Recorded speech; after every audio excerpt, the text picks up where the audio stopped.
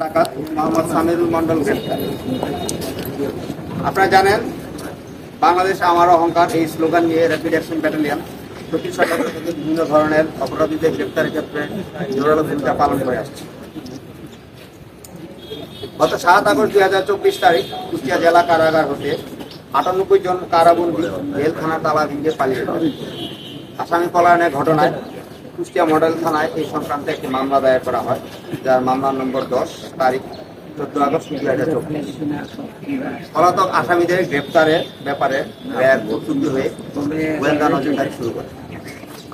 এরই ধারাবাহিকতায় র্যাব সদর দপ্তর গোয়েন্দা শাখার সহযোগিতায় গত 4 সেপ্টেম্বর 2024 তারিখ রাত 1:30 ঘটিকায় ঝিনাইদহ জেলার শৈলকুপা থানাধীন ধর্মপাড়া এলাকা হতে পলাতক আসামি মোহাম্মদ সামিরুল মন্ডল, পিতা শামসুদ্দিন মন্ডল, শাহ ওসমানপুর থানা কোকসা, জেলা কুষ্টিয়াতে গ্রেপ্তার করা হয়।